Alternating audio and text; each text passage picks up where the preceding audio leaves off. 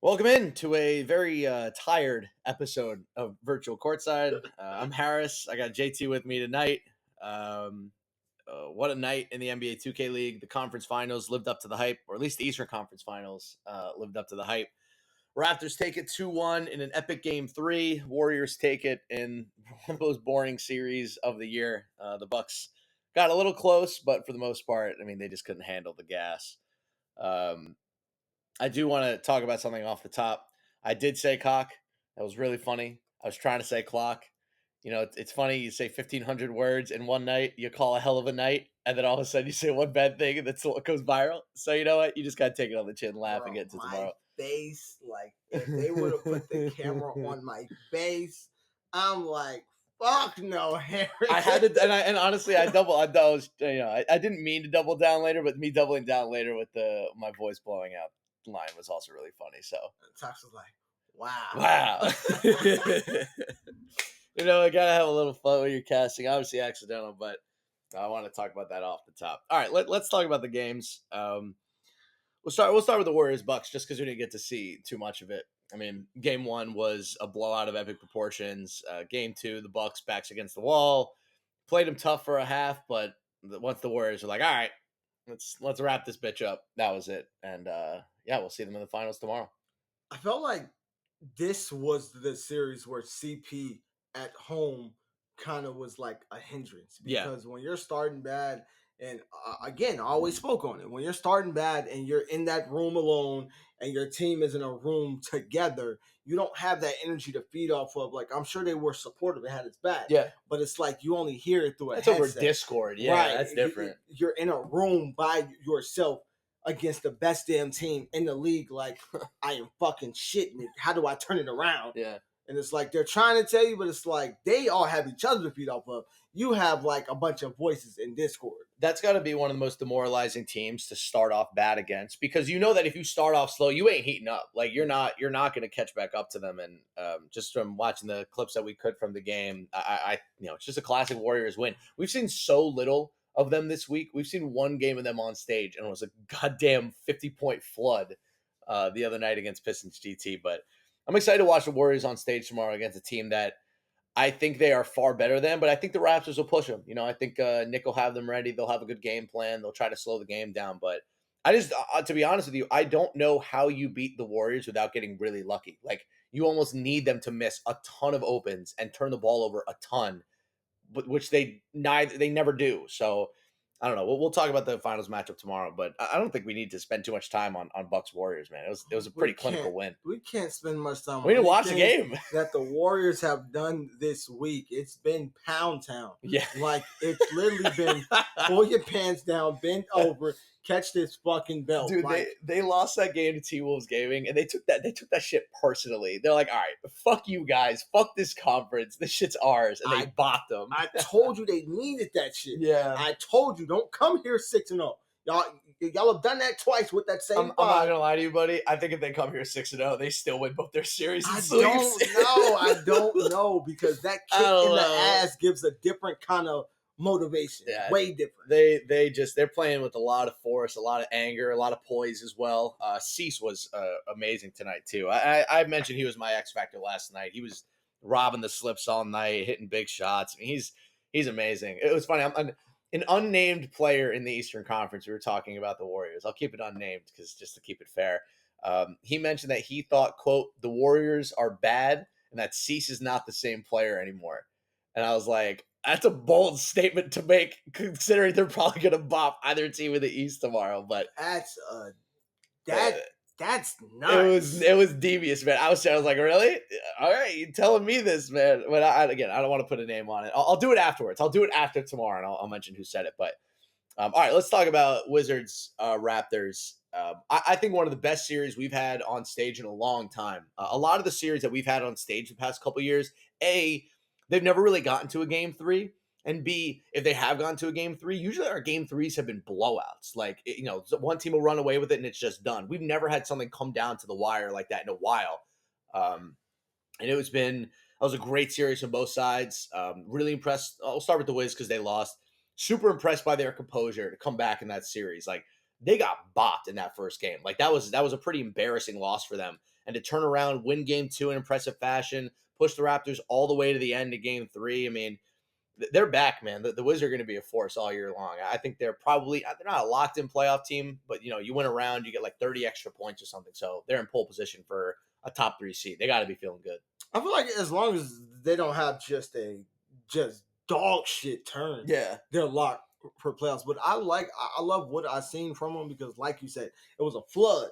So to get really punched in the mouth like that and to come back out the next game, awkward's jumping, knees hitting his chest, Benzo's screaming over comms, like just for them to really be hype, like you said, they're back. Yeah, 4 vets, B Rich, Type, Dini, Ock, and then Benzo is a loose cannon, but it's perfect. It's kind of what they need. Yeah, I mean, he's 18. They need his chaos, right? Bro. He's great for them. He's 18 because they're a very you got B Rich, Awkward, Dini type. They're a very rigid bunch, right? You got like over 1,000 games played combined between all of them, and for him to just like shake them up, it's funny, They've been playing with Awkward for most of their careers. They played with Dayfry, and yet there's just something about Benzo on stage. They were all a bit like almost taken aback by how loud he was. Like he was screaming them, fight, fight, fight. And I was looking at the Wiz, I was like, oh shit, they like didn't expect this to happen. He's like really like digging into them, and they were a bit stunned. It was kind of funny.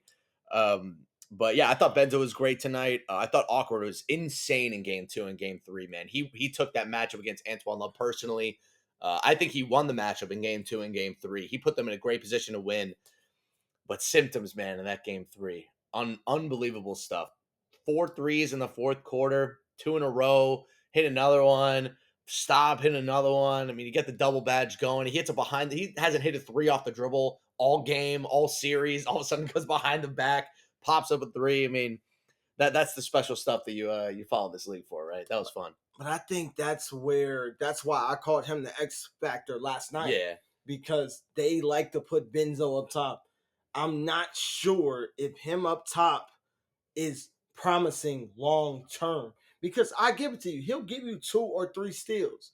But can 2 or 3 steals win you a game when it's making your defense that much more difficult? Because when it's a Tracy McGrady base, and you that small 6'3" point guard, and you any kind of late, you're gonna hold that. Yeah.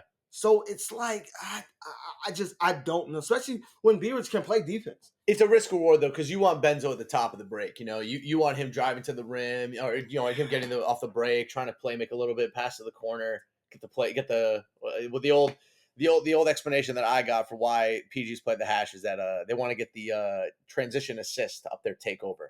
I think it's an ego thing, personally. Yeah, but they get the freest slips. Like, lanes are so hard. They all get free slips if you throw it. I saw Crush, who has maybe one of the best reaction times of any single player in the league. Like, his hand-eye coordination defensively is unbelievable. That man got buzz cut like 4 times tonight. Like, just straight whip ball right past his fucking face. I kind of felt bad for him. It kept happening. He was getting mad. Called, he said, thank you, and then came up with nothing. Thank you. Oh, thought you had. But that's funny as hell. But that's my point. It's like, I feel like as long as you have defense, I would rather my team have something than me, because I'm the primary ball handler. Yeah. I'm the one throwing the slip. Right. So if you got B-Rich and Ock out, that means that when you're doing something a little slow, say you start a little slow, B-Rich got take, that's your bailout. That's the best sharp ever. I think the Raptors did an amazing job of keeping B-Rich contained.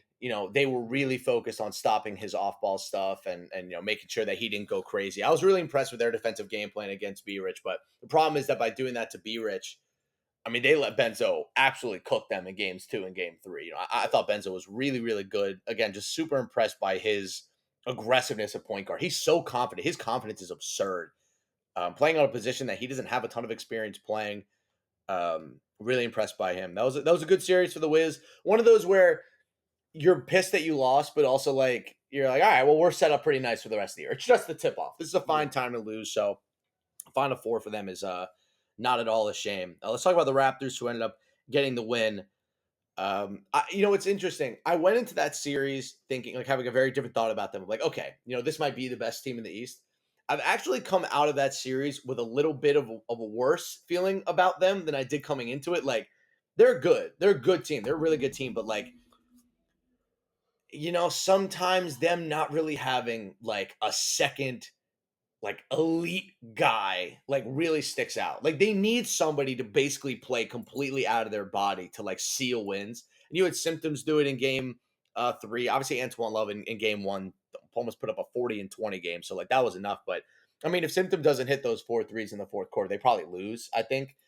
So I feel good about them. They're a good team. They play great team defense. Their offense is a little bit slow. Their corners don't shoot the ball all that well, but they're fine. They're good enough offensively to get it done in the Eastern Conference. But I just Antoine Love is the best point guard in the league. I think you can probably solidify that now. He's unbelievable.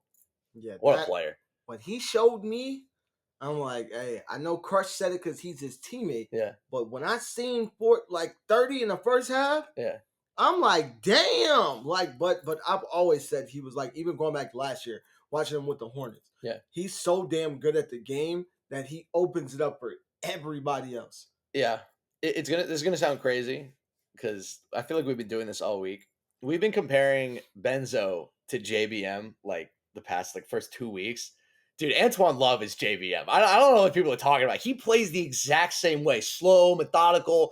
Like you don't think he's done anything, and you look up at the scoreboard, he has fucking 16 assists. Like, man, Antoine Love has good dribble moves. I think he's a little bit of a better dribbler than JBM. Maybe he's like a JBM 2.0, but like, man, their play styles are exactly the same. Like you could put film on top of each other. It's the same player, which is a good thing. I mean, I'd want to look like JBM too. So. Yeah, dribbling Antoine Love. Yeah, he's got it, for sure. Like, for he sure. got the dribble cancel completely. Like, the move where he always bursts back and forth, it's the dribble cancel. So, like, him having that down, like, over half the point guards in the league don't have that down. Yeah. And he uses it to just... he kills people with it. Off the wraps coming up court. I thought he lost... I don't know what happened to him in that game, too. He plays with so much confidence. I feel like he lost a lot of his confidence that game, too. Like, Awkward, they were doubling him a lot. Awkward was making life hell for him. They started switching Nudini on top of him. And it just kind of messed up his rhythm. But yeah, I was surprised. He didn't have like the confidence in his dribbling that he usually has. But man, his playmaking out of the pick and roll is so high level. Like knowing what the defense is going to do, knowing their tendencies, knowing where they're going to go. It's so impressive. Like he sees things 2 seconds before they happen and always knows who's going to be open.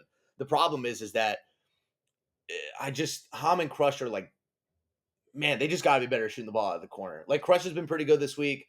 Ham, my brother, like, come on, man. Like, if Ham plays like he did tonight, the Warriors are going to beat them by 20 in both games. And it's not going to be a series. Like, Ham has to be better. We'll get to the preview for the finals in a second. But I honestly, I think my MVP for tonight, though, I got to probably say Antoine Love for what it's worth. But, like, fuck me, man. Ball like Seam. Like, we need to take a moment of reverence here to recognize what this man is doing. He was a point guard, he was a shooting guard, and then out of nowhere, he's like, you know what? I'm the center now. And he has been amazing for 2 years straight, like legitimately a top 5 center in the league. I don't understand. I don't get it.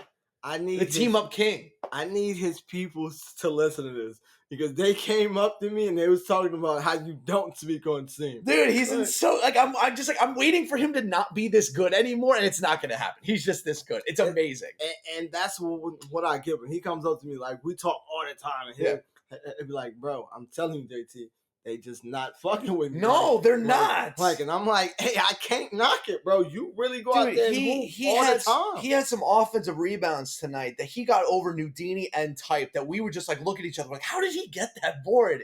The kick. He also do what he's great at. He's great at knowing where his guards are going to go off of offensive rebounds and timing his passes to get open looks. I think that's where his guard experience really comes into handy. He knows where those dexes are going to be and where they're going to be on the court. He's a really high-level basketball player, man. He's so good. He beat Type tonight. That was my X factor. My X factor was Type, and I said that if Seam can win that matchup, I think the Raptors win the series. And he won the matchup, and they won the series. I can't say enough about how impressed I am with Seam, man. What a career turnaround. I thought he was on his way out. His year with Dukes that he had at point guard was like the worst year of his career, and look at him now. Yeah, but I feel like that Duke's team was ass. Oh, that Duke's team was horrible. I'm not trying to hurt no feelings, but that Duke's team was shitty. Yeah. All right, let's talk about the tip-off finals. Warriors Gaming Squad versus Raptors Uprising GC. I feel like I said that like 16 times as we were closing out the show tonight. It's like Rats are rising, Warriors game's on. Or tomorrow 3 p.m. I was right. I kept saying it. What do the Raptors need to do to avoid getting absolutely blown the fuck out? Because, like, respectfully to Toronto and respectfully to how they played tonight, like, I cannot get out of my head the fact that I think they're just going to lose by 20 in both games tomorrow. Like, how do they not get dominated? Slow the game down. They have to make the Warriors play Eastern Conference basketball. And Antoine Love doesn't turn the ball over. Yeah, that's a good point. So if he doesn't turn the ball over and you don't have them getting live ball turnovers, you make them score with you. And I'm not saying they can't, but I'm saying if it's anybody who can match him, it's right now the best point guard in the damn league. I was really confident in that game 1 about the Raptors defense. Like, oh, if they sweep them here, it'll be a fun matchup with the Warriors. Games 2 and game 3 made me really, really worried about their defense. They have real issues defending the point of attack. Like, whether it's, Symptoms is a okay defender at the top. Ham got cooked by Benzo those last 2 games. And, they had Antoine Love get switched up top a couple times. He was getting burned. I thought Crush was a pretty good defender on the back end tonight. Seam was saving their defense. He had a lot of great contests tonight, a lot of big time rebounds. I'm really worried about their point of attack defense tonight. I mean, with the way that CB's been playing, Mama's starting to hit threes. I'm honestly more worried about their ability to stop the Warriors from scoring than I am about them scoring themselves. Like, I think Antoine Love will do his thing. He'll get 20 and 20, whatever. But, like, I'm so worried that we're just going to look up at halftime and the score is going to be like 42-27 and the game's just over. Like, I just don't know how they put up enough points to keep up. I'm more worried about, like, I feel like in the a lot of the switches I seen, Symptoms played great D on Benzo. I'm more worried about Ham. I'm more worried about him because to me he didn't really play well on either end. He played with zero confidence, and that's if you're a lockdown in this league and you're going up against the point guards that we're going up with, you need to almost have too much confidence. Like, you saw awkward tonight, right? Like, I'm not saying everybody needs to be awkward. I'm not saying be fake about it, but, like, that's the lockdown confidence you have to play at the absolute highest level. And I said this about him last year, where it's like you need to have, like, what is his elite skill? What is he amazing at? And I'm still not sure. And if I know the Warriors right now, I know that they are sitting in film study going over the Raptors right now, and they're looking at Ham like he's food. He's going to have the best series of his career tomorrow if they're going to have to win. And I don't think there's a chance they win in 2. I think they're going to have to win in 3. But man, it's going to be a fun matchup. I don't know if the Raptors get a game off of them. I don't even know if they keep one of these games within single digits. I think game 1 will be within single digits. Okay. And if they don't take it, then if they lose game 1, it might be a 40-point blowout in game 2. Yeah, if they don't take that game 1, because I do know game 1 will be close. Warriors are way too used to stage B. 3 of their 4 wins are on stage B. Yeah, but they came down here. I mean, CB literally didn't miss a shot on the main stage. Yeah, but it's like 15-15. But it's like they also don't have anybody to scrim against tomorrow either. So that's true. So they're really coming down based off, and it doesn't take long. Someone might do them a solid though, from a remote perspective. Who though? Nobody's even like teams weren't even showing up as a collective. Maybe the Wiz. I don't know. I mean, the Wiz are here, Heat are here, Dukes, NBL. I don't know. The only Heat player here today was Saucy. That's true. That's right. So if the Wizards don't, and they just lost yesterday. So no. Today. Sorry. Today, yeah. So a solid. Suck me fucking hell no. like bro, I just lost. Like, no. Like, what does this solid for y'all do for me anytime down the road? Y'all are a West Coast team. So like, they're also the best team in the league. I don't think anybody's looking to help them. Yeah, hey, we need to scrim. So let's play a West Coast team where we had to play Central, where they all fucking hate. It's gonna be what happened with the Raptors today, where it's gonna be like, dude, Nasri just hit another 3. It's 5 dude. Like, what? We got the T-Wolves Mavs game on. No, my official prediction for tomorrow. This is gonna be pretty short pod, which is fine. Official prediction for tomorrow. I got the Warriors in a 2-0. I think game 1 they win by like somewhere in the mid-teens, like 14-15. And I think game 2 is just another 20-point dropper. I think for me right now, tip-off MVP is CB. He has been unbelievable so far through 4 games. He also doesn't have a banner MVP to his name, and that's kind of fucked up to me. He's been amazing. He's dropped 50, drop 30 again tonight. I will be really surprised if the Raptors even get a game. If the I'm actually put a fair amount of hyperbole on this. If the Raptors win this series, I think it's the biggest upset in the finals in league history. Like, I cannot remember a time where we've had such a huge separation between net ratings, point differential, like all that stuff. All of it favors the Warriors in like such an insane, hilarious way. I'll put it this way: we don't do gambling in the NBA 2K League, but like, I follow gambling. I know what lines are. I think the Warriors to win the series tomorrow are like minus 500. I think the Raptors are like plus 1,800. Like, it would be an absolute shock if they win the series tomorrow. God bless them. Good luck. I don't know how you beat this team. I really don't know how you beat this team. I got Warriors 2-1, but I think one of those games they're gonna really slow them down, and one of the Warriors guards is gonna struggle. But that also means that their top of the line Symptoms and Ham have to play out of their ass. Also, you know that one of these games is going to be a Kenny got work, fuck you game, right? Like, he's got something for them tomorrow. He has to. They abandoned him. They left him at the altar. They said, you know what? We don't need you anymore. We don't want you anymore. You gave us 5 years of service. Get the fuck out of here. And he said, fine, I'll go win a title. I'll go be a part of maybe the greatest team of all time. You can kiss my ass. And they sent him to hell. They sent him out of there, man. Like trading is one thing. Trading him to hell? Oh, I know. Dude, they traded him to the Dubs to play lockdown. That man was a starting point guard. No. What are you talking about? He got traded to Dukes. That's right. He got traded to Dukes. Like I said, he got traded to hell. I know how that feels. This dog shit. Dude. Like, at least fuck with me a little bit. I think Kenny's got something for them tomorrow, man. I think he's been waiting for a matchup like this. And you know what, man? He's a pretty quiet guy. That man's an elite competitor. He's been in this league for a long time. He's won everything that this league has to offer. And he just keeps coming back year after year after year, winning more and more money, adding to the legacy. And just imagine if you're Kenny got work. You get traded, you win a title. Here you are, year 2 with Warriors gaming squad. And who do you meet in the tip-off finals? But your fucking original team that traded you away. I mean, come on. He has to have like a 15-point, 5 of 5 from 3, like 4 steal game at some point. Like, he's going to drop him tomorrow. He has to. Against Antoine Love, too. Oh, come on. The narrative it's right there. It's beautiful. I can see it in shining lights. Yeah, no. If he has a game where he just puts Antoine Love in a headlock, that's gonna be monumental. Like, Awkward did a great job, I don't want to say giving the blueprint to stopping Antoine Love, because you can't. I don't think you can't really stop Antoine Love. You can only slow him down, but like, just the hedges that they were doing off the corners, trying to confuse Ham, trying to confuse Symptoms. We saw B Rich, defend 2 guys a lot on the right side. We saw Benzo do it a lot on the left side. So I think the Warriors just defensively, they're gonna put Antoine Love in a headlock. It's gonna be fun. Yeah, Ham has to shoot, bro. Like oh my God, he has to. Seam is one of the best offensive rebounders in the league. Yeah. At some point, trust him. Because the Nace-Seam matchup tomorrow is going to be fun. Because, him just tiptoeing, like trying to want to shoot, maybe wanting to shoot, that's not it. In between, shoot the fucking ball. Yeah. You don't shoot that ball against the Warriors, y'all aren't scoring in that possession. No. They hit you, and it's a nice 50-50 blinders is there, and you say, no, I'm cool.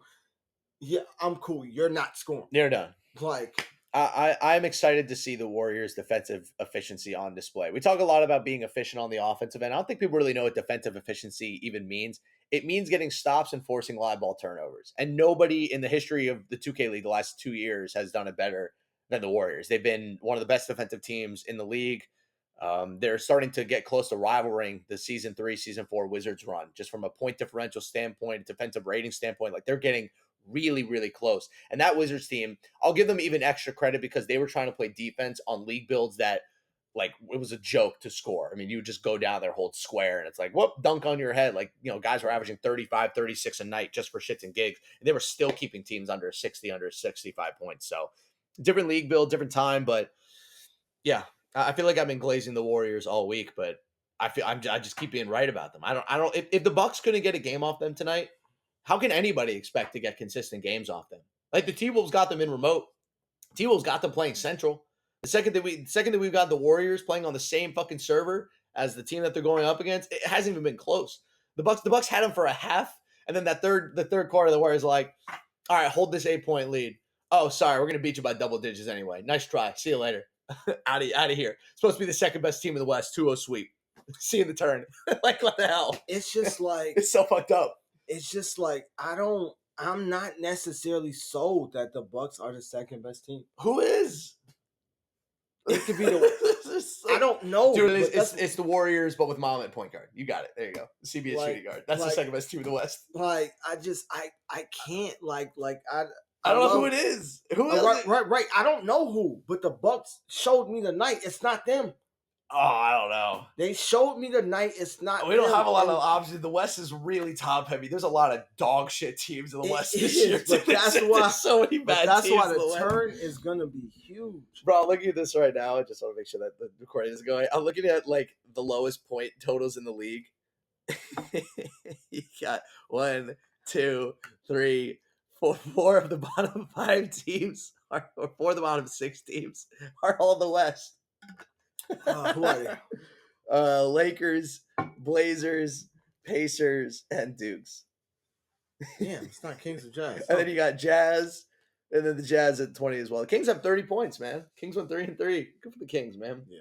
Kings and Mavs are actually have the same record, which is shocking because we talk about the Mavs as if they've had like this amazing start and they have the same record as the Kings. I really wanted them to be here. I know they would have been great. That's a team I want to see get a series against the Warriors, man. Because if you want to talk about a team that's going to really slow them down, it would be the Mavs. I think it's funny when you say like, oh, somebody needs to make the Warriors play Eastern Conference basketball. Bro, they already play Eastern Conference basketball. Like, they're one of the slowest paced teams in the league. They just rip you apart in the half court. They're so well drilled. Like, you know, I don't even want to say like credit to the coaching staff, but they got CB Mama, Kenny Cicinday. Like, they know what the fuck they're doing out there, man. So, all right, your final prediction was Warriors 2-1? Yeah, I even told Seam, I told Symptoms. He was like, who did you have tonight? I said, it's one thing about me. If I don't pick you in the first round, I pick against you the rest of the tournament. I don't switch sides. I don't. Even though tonight, when y'all won game 1, I said it was over. Yeah. But my original prediction, I cannot switch sides. So, yeah, I got Warriors 2-1. I think Raptors will steal one, but I feel like that they only steal one if game 1 is close. Yeah. If they get flooded out the gate, they're going to get flooded again. Our predictions might have been wrong about Wizards, Raptors, but our analysis on that series was absolutely spot on. Everything that I will say, tap ourselves on the back. Everything that we said was going to happen in that series happened. You know, the seam type match was huge. Symptoms going crazy to give him a secondary option. Benzo having to step up to the plate as the number 1 pick. Like, you know, everything that happened, you know, we kind of called. And I need to stress this one more time to close out the podcast. I am worried for Ham tomorrow. Like, he's an easy target and he's playing lockdown tomorrow. That Warriors team, man, if they were able to do that to Dawsix today, one of the best locks ever. Oh, God bless America, man. I hope he's watching a lot of film. All right, let's close it out. Any last words? Yeah, it just sucks that one team can watch film and the other can't. The Warriors can go home today and they can watch Raptors film. The Raptors, they can't watch a damn. It wasn't close, but it was a good showing of Eastern Conference. I'm glad that I know we went into it like, oh man, Warriors Bucks not on stage. Glad it wasn't. That was an amazing series. Yeah. Shouts to Joe Gallant. I was wrong. I'll admit when I'm wrong. That was an amazing series. Glad it wasn't. That was awesome. No, thank you. No bueno. But it was just that Eastern Conference Wizards Raptors classic. Yeah. Like seeing the Raptors really go this far since season 3. I was playing back then. Yeah. That's how long it's been. They haven't been this far since I was a player. Like, bruh, I'm 4 years out now. It's also crazy to think that tomorrow we can talk about this on air. That the last time that they won a banner, Kenny Got Work was the turn MVP, man. Like, it was a long time ago. He was but the MVP. He was the MVP of the turn. 35 points, almost 5 steals. Fucking on kids, he man. was ridiculous. Well, that's gonna do it for us here in virtual courtside. We will see everybody tomorrow for tip-off finals as we see Warriors Gaming Squad and Raptors Uprising GC try to grind down the clock. Thank y'all. Grind down the clock. Grind that clock down. All right, y'all. I'll see you tomorrow.